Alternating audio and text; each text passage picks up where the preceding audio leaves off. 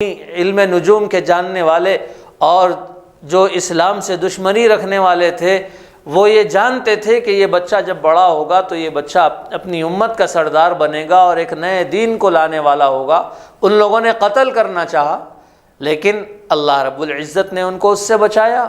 یہ بھی کیا کوئی چھوٹی دلیل ہے؟ حضرت حلیمہ رضی اللہ تعالی عنہ ایک مرتبہ آپ کو دودھ چھڑانے کے بعد میں دائی حلیمہ نے دیکھا کہ حضور صلی اللہ علیہ وسلم کے ایک بھائی تھے، رضاعی بھائی جو حضرت حلیمہ کے ہاں تھے، وہ جنگل سے ہانپتے دوڑتے ہوئے آ رہے ہیں اور حضرت حلیمہ سے کہا کہ دیکھیے محمد کے ساتھ جنگل میں کچھ ہو رہا ہے، دو سفید پوش آدمی آئے ہیں اور انہوں نے ایسا ایسا کیا ہے۔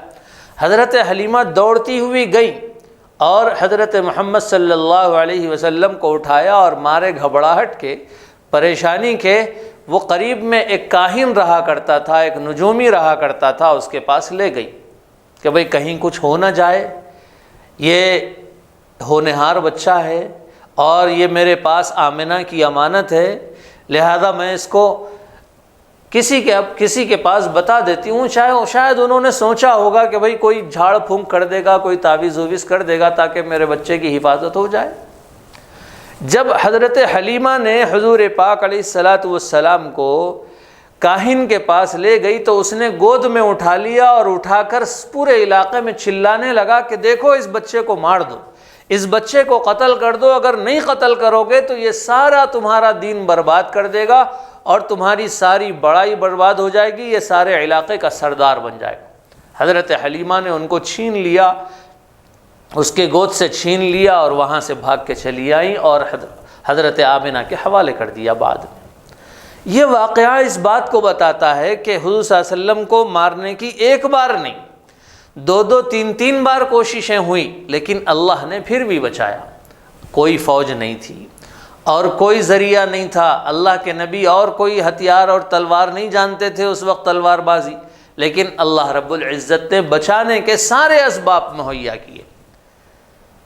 یہ حضور پاک علیہ السلام کے سچے ہونے کی دلیلیں ہیں جو آپ کی پیدائش سے چل رہی۔ حضرت حلیمہ رضی اللہ تعالیٰ عنہ کے گود میں آنا،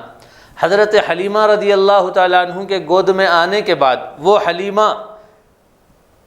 جو فاقے سے پریشان تھی، خود فاقے سے پریشان تھی، جس کے بکریوں کے تھنوں میں دودھ نہیں تھا، جس کے اونٹنی کے تھنوں میں دودھ نہیں تھا، حضور پاک علیہ السلام کو گود لیتی ہیں تو آپ کی مریل اور لاغر اونٹنی اتنی صحت مند ہو جاتی ہے کہ وہ سارے اونٹوں کو پیچھے چھوڑ کر آگے نکل جاتی ہے۔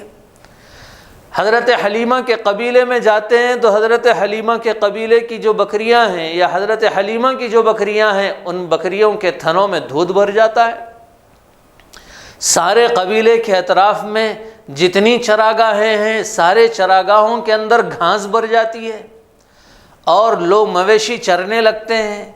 یعنی گویا اللہ رب العزت کی رحمتیں ہی رحمتیں اتر رہی۔ یہ سب فطری دلائل ہیں جو اللہ تعالیٰ دنیا کو دینا چاہتے تھے کہ دیکھو ایک عظیم پیغام جو اللہ کے نبی لانے والے ہیں وہ ان دلائل سے مرصع ہو کر تمہارے سامنے آنے والے ہیں۔ حضرت حلیمہ کے پاس کے وہ معجزات جو اللہ کے نبی سے ظاہر ہوئے، پھر حضرت ختیجہ کے پاس، پھر اس کے بعد کے واقعات اور ایسے امانت دارانہ اور شریفانہ واقعات کے لوگ دنگ رہ جائیں۔